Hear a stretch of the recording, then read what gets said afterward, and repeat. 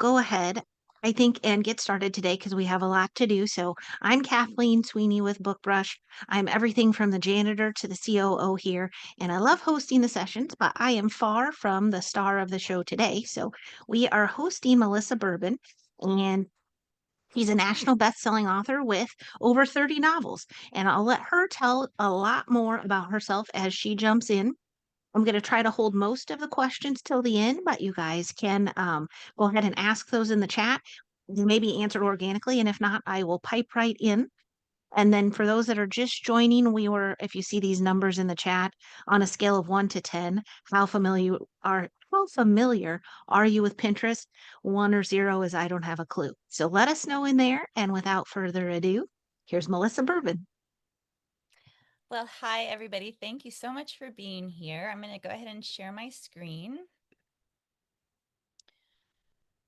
And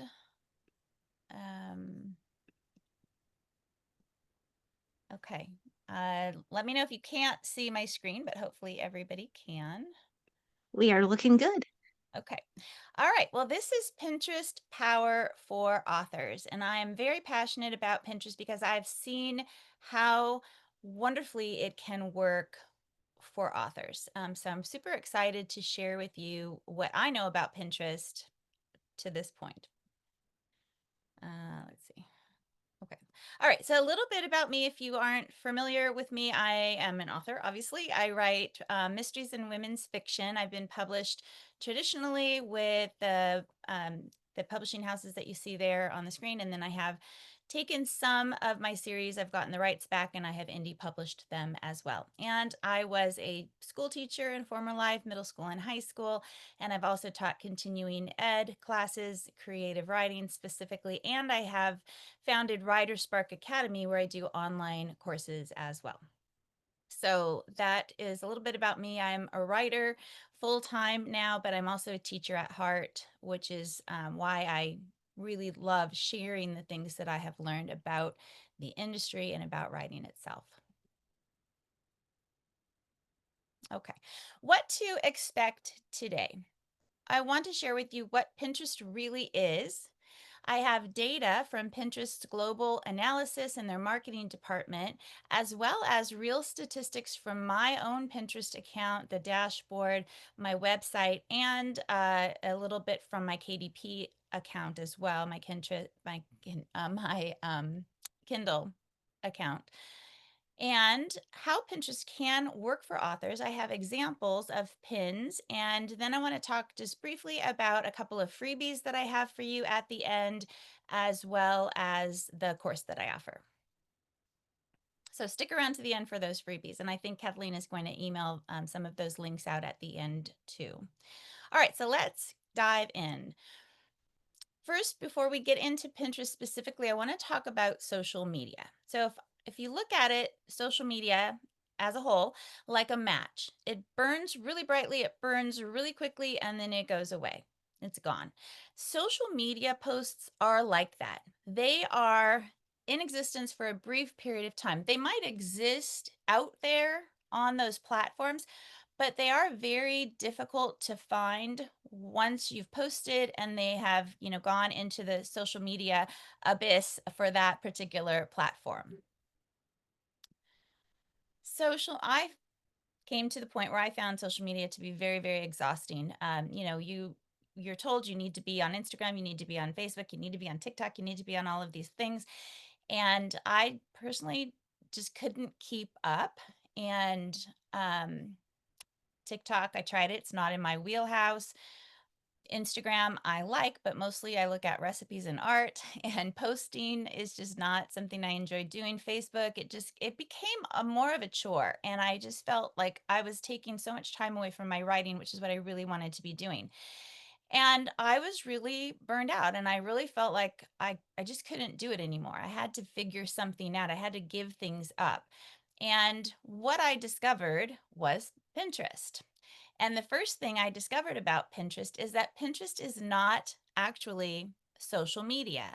People kind of lump it in with social media, but it's not. And I'm going to explain the big difference and the reason why it is not. And that fact alone is what makes it so powerful for authors.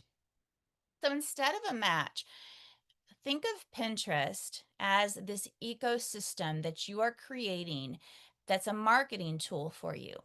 Your pins that you put up there, unlike social media posts, are not going to burn out like that match burns out. They're going to continue to grow and to thrive and to perform for you. They're going to generate interest in you. They're going to help you build your brand. And so all of those pins become part of this marketing ecosystem that you are creating. And the great thing, one of the many great things about Pinterest is that once you have a pin up there, you don't have to do anything else with it other than, look at your analytics and see what's working and what's not. But you don't have to be interacting with people. You don't have to be going in and checking and engaging like you do on social media, because Pinterest is not about that type of engagement. So let's take a kind of a quick look at social media just to give you a perspective. So on Twitter or X, the lifespan of a tweet is 15 to 20 minutes. And now I want to preface this by saying there are exceptions to those, to all of the rules, to all of the facts I'm going to share with you here. There are celebrities, there are influencers, there are the anomalies that are out there that have, a different level of success. But what I'm talking about is the general, the average for the ordinary person like you and me. So the lifespan of a tweet is 15 to 20 minutes. For Instagram, it's 24 to 48 hours, which is better than tweet, which is great. The thing again about Instagram and Facebook is, once you've posted, unless somebody goes to your page, your feed, your Instagram profile itself, those posts are pretty much gone. The hashtags work to a degree, but I've searched hashtags of things that I've posted and my Instagram posts don't come up because it's just, it's like millions of posts that are being fed into that system. So the impact that your posts have just doesn't last very long. Facebook is a little bit better. I think Facebook is very hit and miss because of how the algorithms work and change, and I really don't understand how how that works and why some people see things and other people don't. But the average lifespan of a Facebook post is 5 to 6 hours. And also not once it's there, it's pretty difficult to find again unless people go specifically to your Facebook page and scroll down and scroll down and scroll down and find what they were looking for. TikTok, um, hours to weeks, unless you go viral for some reason. My son went viral with one, what was a video that somebody else posted of a song that he did for a blind date, like an online date that he was going to go on. The girl wanted to hear his voice, and he's an audio engineer, so he made this thing, and it went viral. I mean, tens of thousands of views, and I saved the link so I can find it, but if I try and search it on TikTok, I can't find it. It's just gone, even though it went viral. So again, if you put something up there, unless somebody saves it or goes to you specifically, it's pretty much gone after a short period of time. YouTube is better. And so this is why I am on YouTube and I am on Pinterest. I have my other accounts still, but I don't really use them. I haven't posted anything on Instagram or Facebook or TikTok or Twitter in a long, long time. YouTube and Pinterest is where I spend my time because these are the places for me that move the needle. Now, I'm on YouTube specifically for WriterSpark Academy and the things that I teach. And if you look at YouTube and Pinterest like a Venn diagram, you have people who like to be on Pinterest. You have people that are more interested in videos rather than the types of posts that are on Pinterest. And then you have that section in between that has the crossover. So really you have two distinct audiences for YouTube versus Pinterest with some crossover in between. So if you were to choose one place to be, I would choose Pinterest. If you were to choose two, I would choose YouTube and Pinterest. The other thing about YouTube, which is the same as Pinterest, is that it is a search-based platform. So that is why YouTube and Pinterest have a different level of success. So a YouTube video can last for weeks to years, and because it is a search based platform, what you post is discoverable. It continues to be discoverable. Pinterest pins last from months to years. And I'm going to talk about that in a little while, how that is, why that is.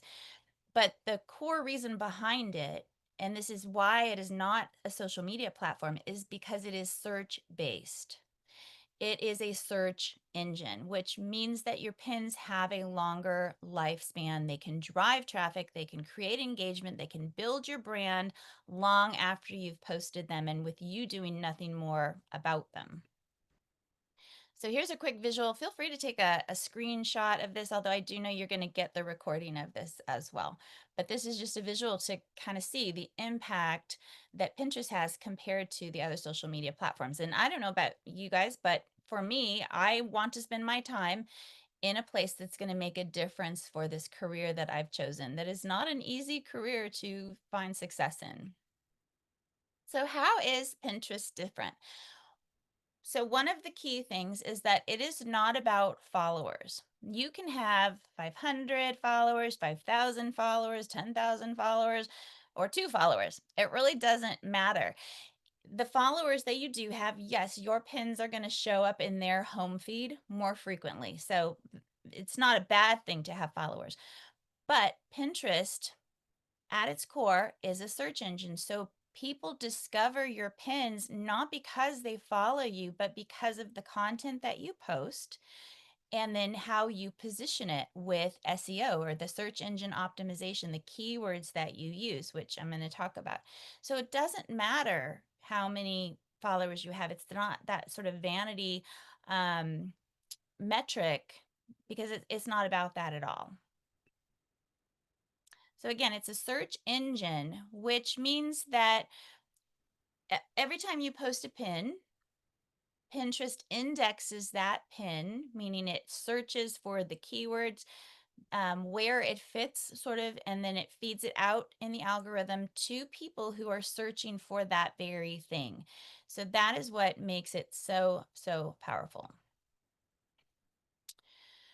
Everything on Pinterest is searchable. So when you start to think about the fact that your pins are searchable, and that your content therefore is discoverable, you have to begin to think a little bit strategically. So I am not saying that Pinterest is, easy, throw it up there and you're going to have instant success. It is a long game, and I do recommend that you have some sort of strategy behind how you're pinning and what you're pinning. The first thing to realize is that everything is discoverable, everything is searchable. That means the descriptions themselves, the images themselves, the titles, and the board titles. And your boards are, think of them like file folders. They're essentially how you categorize and store your pins. So those boards become discoverable as well. So here's what I mean. Here's an example. So this is the pin itself. I've got content text on the pin. The way the pin is saved makes it searchable.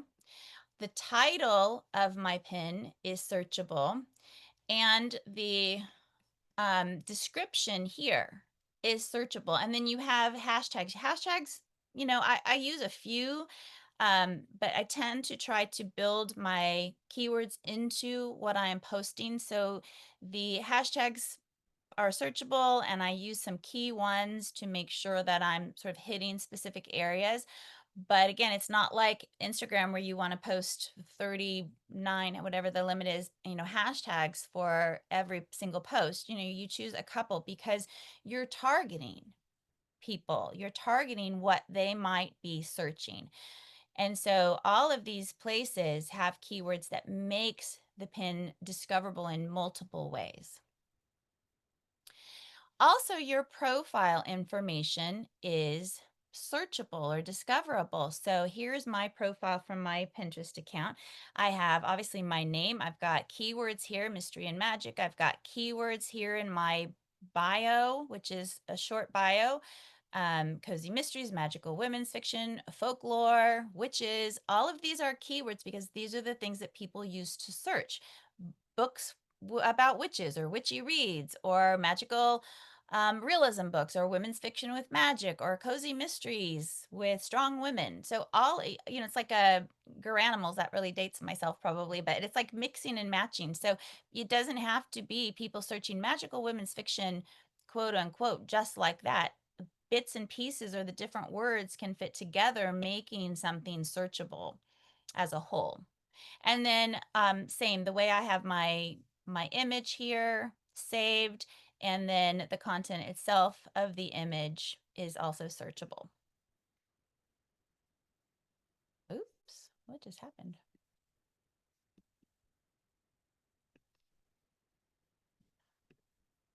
Oh, there we go. That was weird. Sorry. Uh, We hope nobody finds out you're human. I know. I don't know what's happening here. Oh gosh. Sorry, guys. Let me figure out what's going on. No worries. What kind of ding dong puts a webinar on Friday the 13th? Me. There we So go. it was super risky to begin with. Um, we should have been prepared for a little bit of wonkiness. I think you're good now, though. There we go. I don't know what was happening. Yeah, there's something in gremlins in the computer. Okay. So when I talk about searchability, Pinterest, like Google, has a search bar. So people go into Pinterest searching for something. They have a pain point, or they have, a problem that needs solving, or they have something that they're trying to get an answer to. And this is what they put into the search bar. So for example, if somebody was curious about bibliomancy, kind of random, but my books would come up because bibliomancy is a theme in one of my series. It's in all of my keywords that I'm saving. So anybody who decides to look up bibliomancy it's going to come up. Okay, that's random.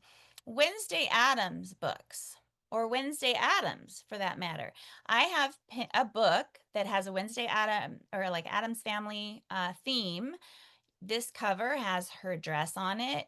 And so I've used keywords that connect to Wednesday Addams and to the show and to the Addams family. And so my books will come up in the searches if people are searching Wednesday Addams books, because of how I've been strategic in that SEO. If people were searching for cozy mystery books with ghosts, for example, my books will show up because I've used those keywords in the descriptions and the titles, in how I have positioned that pin. So that's what I mean by searchability. Now, the other really amazing thing about Pinterest is that people are primed to leave Pinterest, which is what we want them to do. It's what we need them to do. Unlike Facebook, unlike Instagram, unlike Twitter and TikTok, where you scroll endlessly and you're there and suddenly you've gone down a rabbit hole and it's been an hour and a half and you haven't written a word because you've been scrolling. People don't leave those platforms, generally speaking. They don't go with the intention of leaving, but people go to Pinterest with the intention of leaving Pinterest, generally speaking, the majority. And that is because they are trying to solve a problem or get an answer to something or find something in particular, or they have that pain point that they're trying to resolve. So they're primed to leave, which means that all of your pins have these outbound links, and this is where you're directing them to your website, to your blog. I believe every author should have a blog, to retail store, to wherever it is you want them to go. That is where you are sending them, and they are likely to actually leave Pinterest and go to the place that you're sending them because it is Pinterest. So, searchable content. You need to use keywords. You create a link to a very specific page that you want them to go, and you create content that your target audience might search for. So, there is a little bit of, again, that strategic thinking that you need to do. One of the things that I offer in my course is like cheat sheets for all of that sort of thing, like all of the keywords and the templates and things. So I've done a lot of the thinking for you. But you do need to kind of put yourself in the mind of your audience, your ideal reader, and think, well, what would they search to find my book? How can I tap into the things that they would search? So it's that kind of thinking that you want to be doing. So when I realized the power of Pinterest, that's when I really pulled away from social media. Again, I'm only on Instagram for my own things that I want to save, the endless recipes and the art that I like to do. But Pinterest is where I market and it's where the needle moves. And I'm going to show you how I know that with some of my statistics. And as we get into those statistics, I'm going to walk you through sort of the basic statistics of Pinterest users. So first of all, there's understanding what Pinterest is about versus other social media. So Instagram and Facebook, for example, people post about things they already did, usually. Um, Also Instagram and Facebook, but also Snapchat and Twitter, they post about things that are happening now, like their, stream of consciousness or their thoughts or whatever is happening at this moment and or in the past.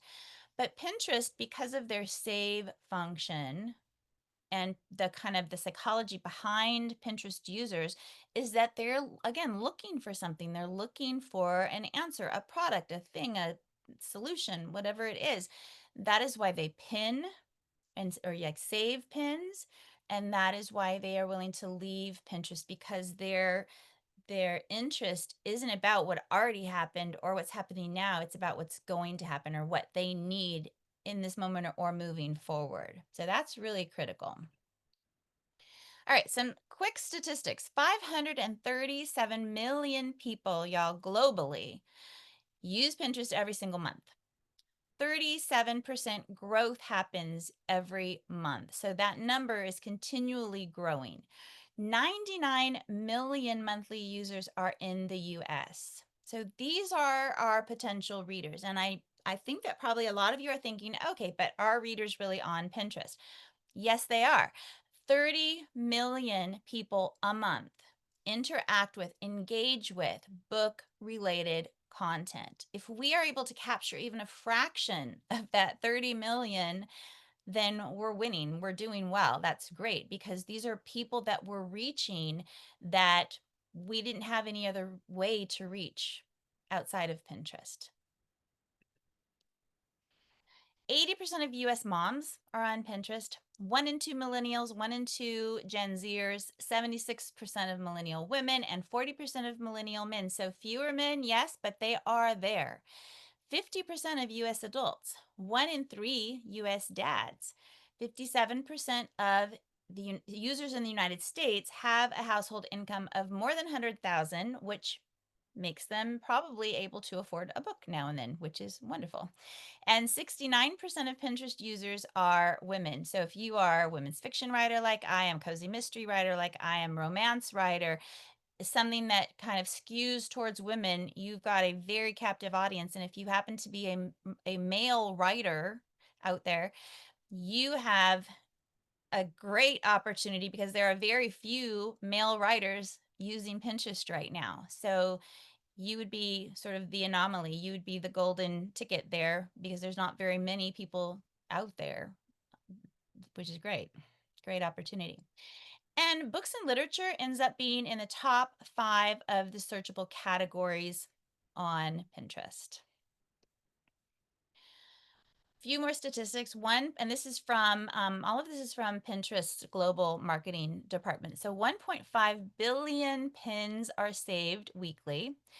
If a pin is saved, if you put a pin up there and 5 people save that pin, it's kind of like that old shampoo commercial, again, dating myself, but it grows exponentially, right? That now your content is discoverable by 5 more positions within the platform. And so that means it's going to show up more, and that means it's going to get pinned or saved more with each of those exposures. So the saved pins are really great. Even if somebody doesn't leave and buy that book immediately, if they have saved it because they want to come back to it, because maybe it's a Halloween book and they're not ready to buy a Halloween book yet, but they want to remember it in their Halloween or fall reading board, then they're saving it and that doubles your exposure essentially. 10 million Pinterest boards are created each week. Pinterest boards are, again, how you categorize pins, and they are discoverable as well. So super important to be strategic with your boards. Pinterest Predicts, which is a Pinterest analytic department, they have an 80% success rate with their trend forecasting, and Pinterest has a way for you to look at current trends and upcoming trends and what was trending this time last year. So you can tap into those trends, and that's especially important with seasonal things. And one of the freebies I have for you at the end is a seasonal kind of author checklist. So it's things that you can post that connect to the seasons because seasonal content is huge on Pinterest. So that's a way to kind of just get started. So Pinterest is, I see it as the platform for truly long term visibility. Okay. How can I prove this? This is data from, most of this data is from December of last year, a 30-day period, and there's one that's a 3-month period. So this is from my data dashboard. When I asked at the beginning if you had a business account. If you're going to be on Pinterest as an author, you need to have a business account. And the other freebie that I have for you today is a mini lesson on how you set up that business account and why you need to have it. So once you have that business account, you have access to the data dashboard that Pinterest provides for you that is connected to all of your pins, and it shows so much information. So it's a very powerful tool as you start using it more frequently. But what I can see from this snapshot is that during this 30-day period, I had my pins had impressions, meaning they were just seen in feeds 84,000 times, which is great. And it shows you, the increase or the decrease in compared to the last 30 days. And I will say it goes up and down, depending on what pins are working and what pins are not working and what's happening seasonally and how I'm tapping into trends. So the up and down is to be expected. This was a particularly good, 30 days. Engagements, 13,000 engagements. And that means that engagements means any kind of interaction with a pin. So that means somebody clicked on it, they clicked out of it, they saved it, they repinned it. So all of those are specific things that they did with my pins. 5,000 people clicked out of Pinterest and went to wherever I sent them, which was either my website or a retail page. Now, I said everybody, I believe, should have a blog, and I'll talk about that in a little bit. Also, I encourage you to have a pop up for your newsletter or some obvious way to sign up for your newsletter. I use a pop up because you are prompting people to take action. That's your call to action. Once they are on your website, if you can capture their email, then you have them because now you can send newsletters to them, and your newsletter is your best marketing tool outside of Pinterest, of course. But your newsletter is these are people who have chosen to get information from you. So it is such an important part of your marketing ecosystem. So driving people to your website, however you do that, and then having them join your newsletter, prompting them to do that is so important. And I have people joining my newsletter, sorry, every single day because I'm driving people to my website and they're being prompted with a pop-up to join my newsletter. Now, not everybody's going to do it. They can just click and not do it, which is fine. I don't want people on there that don't want to be on there, but I am gaining brand awareness and I'm gaining newsletter subscribers every single day. And that's through outbound clicks. 1,000 of my pins were saved. I had a total audience of 65,000 and an engaged audience of 6,000. Okay, so the difference between engagements and engaged is engagements is every action that was taken on all of my pins combined. So every pin, every click out, every save, every video watched, every repin, all of those are count as one. My engaged audience was 6,000, 6.62,000. So that means this is the number of people who engaged with my pins, and these 6,000 people engaged this many times with my pins. So this is like the core. It's like a visitor to your website, but then you have page views. So they've seen different pages on your website, but it was one person. So this is one person, and then this is all the things that they did. So these are phenomenal statistics, in my opinion. Okay, this is a 90-day period, and this was from October to January, October last year to January of this year. And, you know, the statistics are exponential. So 245 impressions. This is brand awareness. This is people that are seeing my content, whether or not they're engaging with it. But 34, almost 35,000 people are engaging with my content in some way. 12, almost 13,000 clicked out based on my pins. And then 17,000 people did these 34,000 things. So again, these are just incredible statistics. More than I ever could have imagined before. And these are the top impressions. So these are the pins during I can't well during some one of those 30-day periods. These were my top pins that were getting pinned. So these are all organic. I don't pay for ads on Pinterest. If I don't have to pay for something, I don't. And so these were my top pins. So these are what people are clicking on. And this Lola Cruz was the top. And I'll show you my KDP dashboard in a minute because I had huge spikes with that when I started pinning about that particular book series. Um, okay, so this is about 6 months after I first started using Pinterest, which was about 2 or 3 years ago.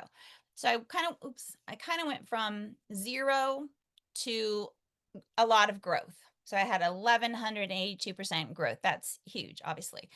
And an engagement of 587 engagements. That's total. That means my pins clicked, my pins saved, my pins repinned, my videos watched, etc. So, these were great statistics because I went from 0 to that. And my total audience was 37,000 people that had seen my pins. Now, this was January of this year, and you can see the growth is phenomenal. So 90,000 impressions, 13,000 engagements, and this is from a 30-day period, I think, and then 1,000 saved. So the growth, it happens over time. So this is over a couple of years, but that growth happens and it's powerful. Okay, how do I know where these people are going? Well, if you have a WordPress site and I imagine on Squarespace and the other platforms for your website that you can look at your insights or your analytics. For WordPress, you have insights as you scroll down to the bottom of your dashboard, and you can see where your referrals are coming from. So on my website, every single 30-day period, US Pinterest is the #1 referred to my website, and it has been now for 2 years. Pinterest Canada is always up there at the top, and then often Pinterest Australia is in the top 10 too. Usually it's in the top 10, but Pinterest US and Pinterest Canada are always my top referrers. So I know that people are coming from Pinterest to my website.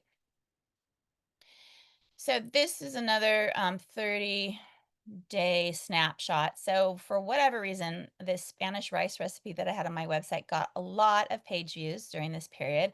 Another recipe, and then I had quotes that connect to my Halloween book, and then another recipe. Okay, so you might be thinking, well, recipes, what does that have to do with anything? A lot of my books have recipes, and I have a recipe section on my website. On every recipe, I have a little blurb, a little excerpt, something from the book, a link to the book, a picture of the book, so people know that this recipe comes from this book, and then they are prompted to go explore someplace else on my website. So again, Pinterest was the top referred. These were my top pins during this period. I had 8,900 page views. So that means I had whatever this equals, 6,800 or something, people coming to my website, but then beyond that, I had people exploring more pages on my website, which is what I want them to do. So again, once they're on your website, they continue to look around ideally and hopefully follow your or join your newsletter. Okay, and then the other correlation is my KDP account. Now, you can kind of see down here, this is a flat line, right? Because I wasn't using Pinterest at all. And I started here about 2019, kind of dabbling a little bit. Like I would pin once in a while, but in my mind, I'm like, I don't know what to pin. I mean, I pinned my book cover. Okay, now what? I just I just was kind of blanking. So I didn't really use it too much. And so there wasn't a lot of growth that I could correlate to Pinterest.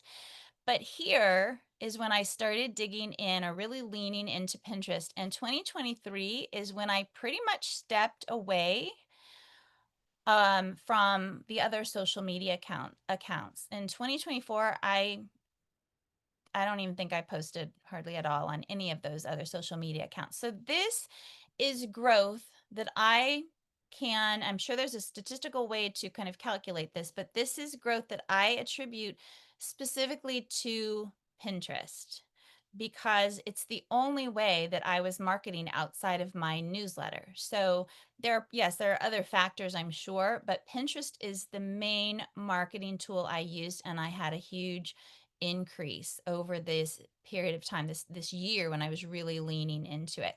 Now, here we're just in 2025. So this doesn't mean I've had a steep decline. It just means that these numbers aren't calculated yet. And when I started, and I did have some pricing, like some 99-cent pricing for, a couple of 5-day periods with Amazon and whatnot.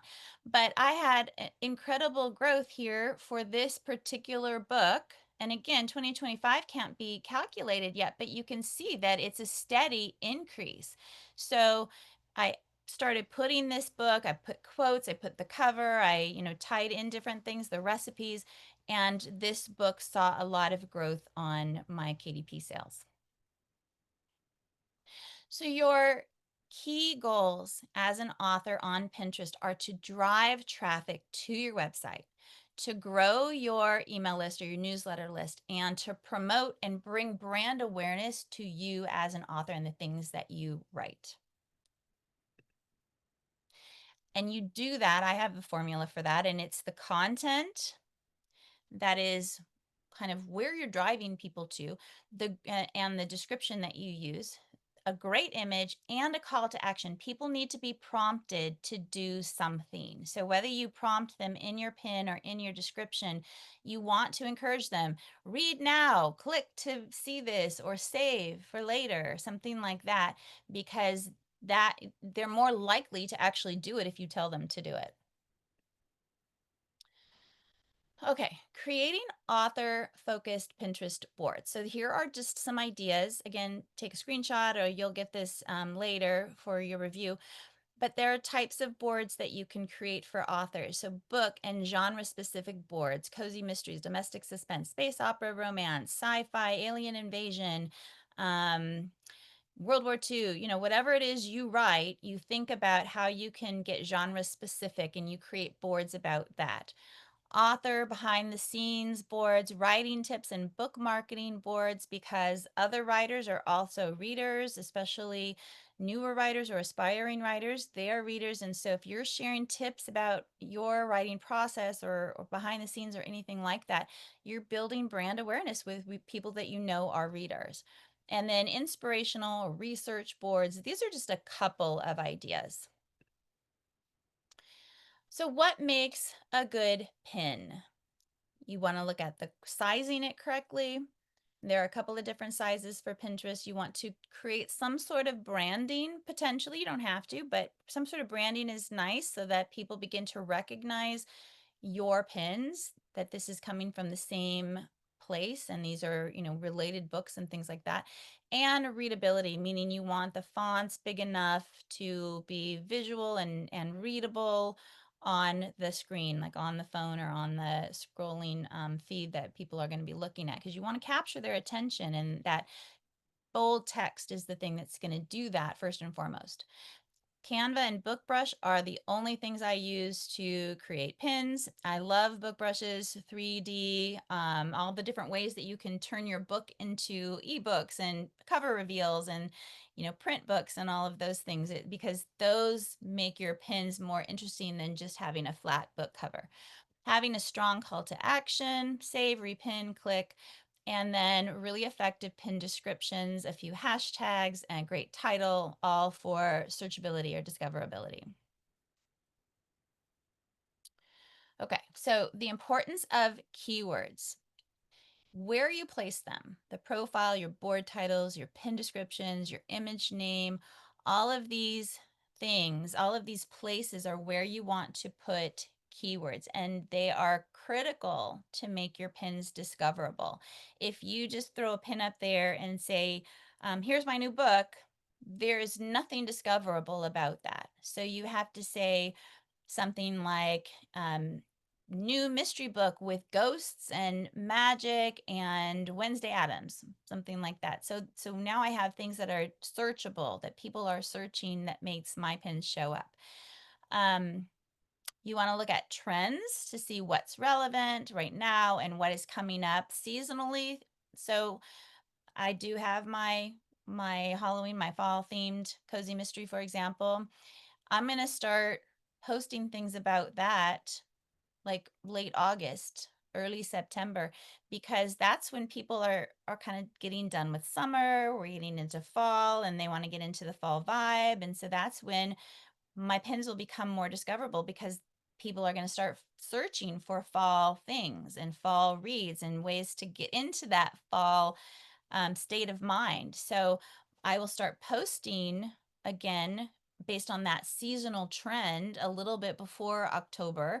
And also, the pins that I have posted in the past on that same book, which I came out about 2 years ago, those pins are still up there and they have all the relevant keywords. And so they're going to continue to pop up too. That is called evergreen content. So your pins are discoverable now as you pin them once they're indexed, but they are discoverable from when you posted them a year ago or 2 years ago if they're evergreen, meaning that the content is still relevant during some period of time. NaNoWriMo pins, if you have anything to do with NaNoWriMo, you've done the challenge, or you have writing tips, it's a great way to tap into something seasonally. Well, they're going to come up every single October because that's when people are searching and getting inspiration for their NaNoWriMo challenge. um, Fresh pins versus repins. So all of these factor into how successful your pins will be. You want to pin consistently. You want to set yourself up for success, not failure. That does not mean you have to post 10 pins a day or even 3 pins a day. It means whatever you do, just do it consistently. I started posting maybe 2 or 3 a week. And I did that consistently. And then as I became more comfortable and I became more strategic and I started batch creating and using templates and things like that, and scheduling, I could post more. So I have now, probably 1 or 2 a day, probably 1 a day consistently. And I have 2 accounts. I have my WriterSpark account and my author account that I manage. Um, so yeah, I post maybe like 7, 8, 9 pins a week. And I do that consistently. And the way that I can do that, again, is that batch creation, templates, and then a scheduling tool. Pinterest has Tailwind, that is their product. There is a free part that you can do. I don't pay for Tailwind, because, again, if I don't have to pay for it, I don't want to. Planoly, CoSchedule, Hootsuite, all of those are planning tools, or Pinterest has a native scheduler. So as you create your pin, you can go and publish it now, or you can schedule it for later. So, and you can schedule it within a 30-day period. So you can schedule a whole month at a time. And that's typically how I do it. I will make pins maybe twice a month, and then I'll, be watching TV or something, and I will schedule those pins, and then bam, I'm done for the whole month. So I'm trying to use my time really efficiently, and it's not taking time away from my writing. And then repurposing your pins, which I'll talk about briefly in a minute. Using Pinterest Analytics, which is based on that business account and your sort of data dashboard, will show you the information that I just showed you a bit ago with pin saves, impressions, outbound clicks, engagement, things like that. If you see that some type of pin that you're putting up there is doing really well, then you want to do more of that. If you see ones that are just not getting impressions or not getting engagement, then you want to do fewer of those, right? So you can adjust your strategy once you've gotten going. So obviously you're not doing this right out of the gate. You just want to kind of get in there and start pinning, but eventually you can start using those analytics to help you grow. So your goal ultimately is to offer people on Pinterest, your potential readers that you're trying to reach, some sort of unique information that they can click to. And that's where the blog comes in handy. So your website, you've got books, you're going to send them to the retail page or to your website. Specific book pages, I have my recipes. I have gifts for readers, like bookish type gifts, things like that. And I have my blog. And a good portion of my pins I direct to my blog. So I just write about a post a week or so, and it's just kind of bookish things that I find interesting or that I think I can create pins about. And that is my whole purpose with the blog, is to figure out what can I create pins about. Like I wrote one about how to create a cozy reading nook or reading space. Created a bunch of pins about those, and those pins are quite successful. So it's just thinking about what kind of things you can write that you can then direct your Pinterest pins to. Blog post writing tips, you can direct them to quizzes or quotes. People love quotes. I have quote pages, so like Wednesday Adams quotes, for example, Gemini quotes, Taurus quotes, the zodiac, things like that, behind the scenes, and then lead magnets. Very great way to use lead magnets.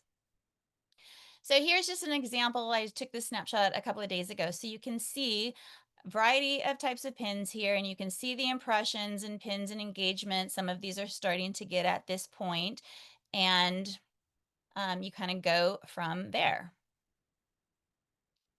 Okay, things you can do. What kind of pins can you create? You can share your books, obviously. You can share your audiobooks.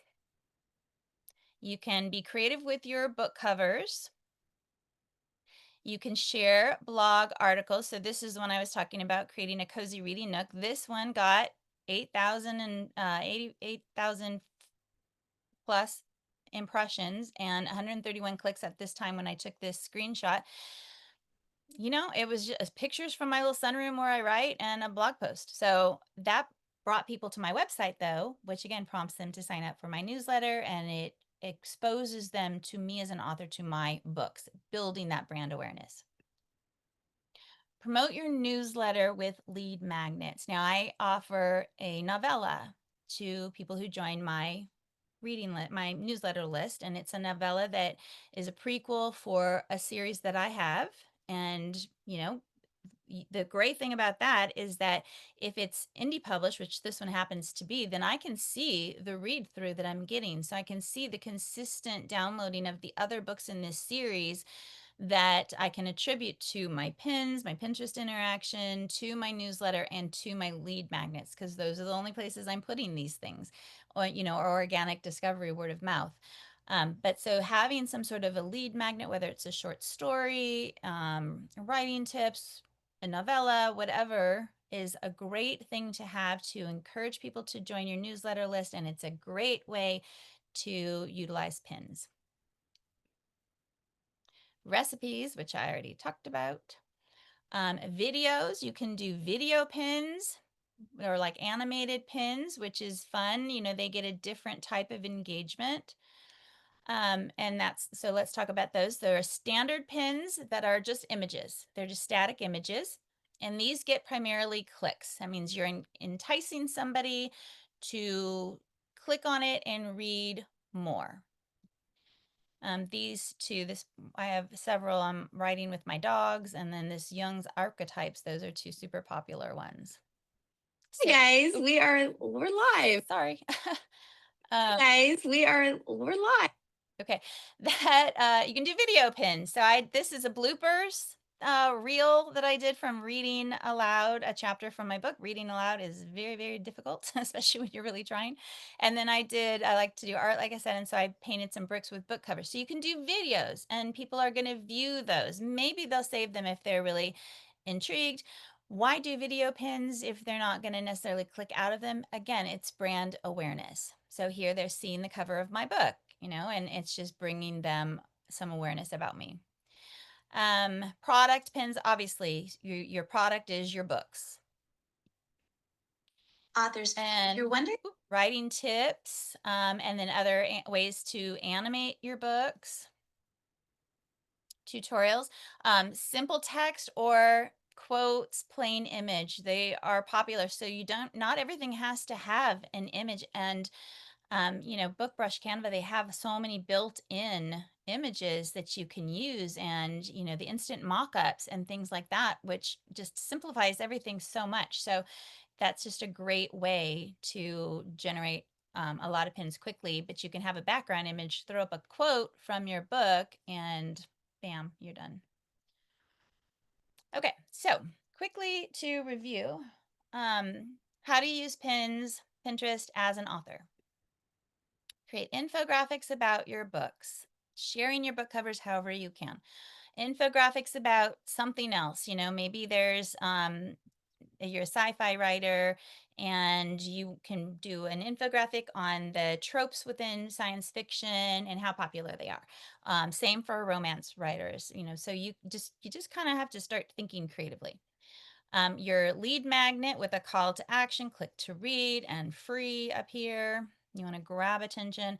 Quotes or lines from your book. This is just a book quote that I put up there, and it's one of my most popular pins. Recipes again, and showcasing your books first and foremost. Okay, one of the last things I want to talk about is fresh pins, and I mentioned it earlier with repurposing your pins. What this means is that Pinterest favors fresh pins. That means new pins that you put up there, versus people saving pins, things getting repinned. So those show up in the algorithm. They're great. They make things very discoverable, but fresh pins are like the top of the hierarchy there. The great thing is that you can take one topic, one blog post, one book, and make umpteen pins about that thing, driving people to that retail page, to your website, to that blog post. So this is actually not even an author one. This is about a course that I teach. But so I have multiple pins that drive people to that course. And each of these is considered a fresh pin because they have fresh images. You can change an image very slightly. You can change the title of your pin. You can change the description. All of those things will make your pins fresh pins, which makes them more discoverable by Pinterest because they see it as a brand new pin. So ultimately, creating a system for yourself is the way that you're going to discover your Pinterest power, that you're going to discover the power of marketing with Pinterest. And so that is figuring out how many pins you can create and post, schedule a week, what kind of pins you can put up there, creating some blog posts to start linking to, just kind of coming up with a plan so that you can find success. Real quickly, here's some ideas for some genre specific things. Again, take a screenshot if you want to. Book aesthetic boards showcasing your tropes from your genre: romance, enemies to lovers, second chance, deadly secrets, sci-fi, conspiracy, alien attacks, first contact, historical, World War I, World War II, strong women in history, whatever. Quotes from your books. Other tropes that are not about the characters necessarily, but like small town romances or spicy rom-coms or domestic suspense that'll keep you up all night. These are things that you can post. Character boards, visuals, who are your inspirations? Do they wear? Where do they live? What is the setting for your series? I have a series set in the Outer Banks, so sharing Outer Banks images is something fun to do. And then, of course, your lead magnets. Um, Targeting, again, keyword rich titles and descriptions, thinking about the way that people search things. There's a whole module in my course on how to understand that and how to do that and how to like isolate those things. But you just have to start really putting yourself in the mind of your readers. As long as you are consistent, you are going to see traffic to those pages where you're directing people increase. You're going to start having connections with people who want to learn more about your book, meaning some people will follow you, but some people will save your pins. Some people will click over and join your newsletter. So these are connections. And you're going to be reaching people who are looking for what you write, which is the ultimate goal. And you're going to see those results, which I showed you in the statistics. Now, again, it doesn't happen overnight. So that's why you want to set yourself up for success and build some consistency, but you will see that growth. It will keep delivering for you. Oh, this I took last week because this was crazy. So I've been on Pinterest now for a couple of years, and this is my WriterSpark account, and I only have 536 followers. So this is an example of why followers don't matter. This pin is about an Etsy product that I have. It's affirmation cards for writers. And it generated 312,000 impressions, engagement of 1,000, more than 1,000, an engaged audience of 1,000 people. So I sold a lot of these affirmation cards. So this went viral for some reason. I do not know why, but the more it was shared, the more it was repinned, it just grew exponentially, and it's still performing for me. My exposure, people are becoming more aware of the WriterSpark brand as a result. And, you know, only slightly over 500 followers. So this is an example of why followers are not the most important thing. It's what makes your pins searchable. So what you can expect: increased book visibility. Again, people are going to see your books appearing in searches and recommendations, more traffic to your website, growth in your email subscribers, long-term marketing impact. Remember, it is an ecosystem, and that evergreen content is so important. And then ultimately, higher book sales. Why? Again, just a recap: because Pinterest is a search engine, not social media. That is, if you take away one thing from this talk, it is that Pinterest is a search engine, and that makes it a whole different beast from all the other social media platforms. Authors as a result, you can reach engaged readers. You optimize your pins, meaning you use those keywords, and you have that consistency. That is why you will see the growth. So that is why I think Pinterest is absolutely the better way. You can screenshot this, or again, it'll be sent out to you from Kathleen, but feel free to check out my different websites and my Pinterest pages. And then here, take a screenshot of this, or again, get it from Kathleen, and I think she's going to put the links in the chat as well. This is a free snapshot of my full course. So it gives you the lesson on how to start a business account and the anatomy of a good pin. So 2 lessons for you to just do for free, just to kind of reinforce what I've said today and to get you a little bit more comfortable with Pinterest. So it's free for you to take, and I hope that you will do that, because it can just boost your confidence and just kind of get you going, because this is the thing you have to do. You just have to do it. You just have to write a blog post and then create 10 pins to direct to that blog post, for example. So Pinterest Power Up, it's a mini course.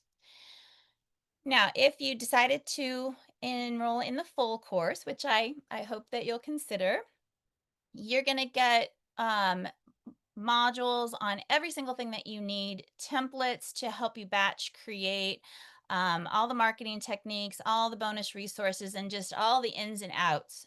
There are testimonials on that page. If you want to check that out, I would love for you to do that. And for 1 week, it does expire on June 20th. I'm giving you 15% off, because I'm so grateful to Kathleen for letting me give this webinar, and I hope that you're just super inspired to tap into Pinterest, because I'm here to tell you it is a game changer. So if you are interested in that, just use this Book Brush 15 at checkout for that 15% off. And again, Kathleen has the link, I believe, in the chat, or screenshot this yourself.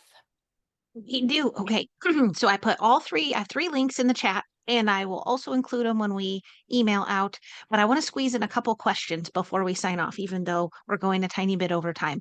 Okay. Um, I a couple things about the accounts. Can you have multiple accounts, and are the business accounts free? Um, yes and yes. Did I stop sharing? I think so. You did, Okay. but that's okay. Yeah. And then about if you set it up with your PIN name or your real name, or how does that work? Okay, so if you have a personal account right now, you can easily just go in and convert it to a business account. And that is the first lesson that I'm giving you on that free Pinterest Power Up. It tells you, it takes you through how to do that, whether you have an existing account or you're starting from scratch. If you do not have an account, just start fresh with a business account. If you have a personal account, convert it to a business account. And yes, it is free. We love the word free. Yeah. Everybody loves free. So that Yeah. sounds good. There was a question about the hashtag symbol. Do you need that with your keywords when you're doing that here? No, also I didn't answer the pen name, so I'll go back to that. But no, Okay. so I throw in a couple of hashtags, cozy mystery, paranormal cozy mysteries, for example, things I haven't worked into my description or my title. Your keywords do not need to have hashtags. Hashtags are sort of a different branch of SEO or discoverability. So you can put those in, but you don't have to. If those keywords are embedded into your title, your description, that is all that you need. And the question about pen names, yes, absolutely. I just created or added a pen name. I have a new book coming out next year under a pen name. So I just added that to my business account. So yes, it can be your name, your pen name, can be whatever you want it to be.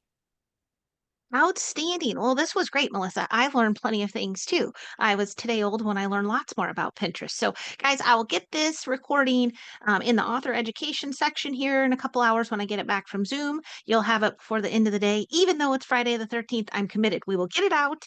And all those links will be included too. And then there are also ways I think that they can get in touch with you on those links that we sent too. So, if we missed your question, you can always email me at support@bookbrush.com also, and You I'll, can always email me yeah. directly as well. Yeah, I'm happy to answer any questions. All right. Wonderful. Happy Friday, everyone. Stay safe. Enjoy the rest of your Friday the 13th. Thank you Bye. again for taking the time.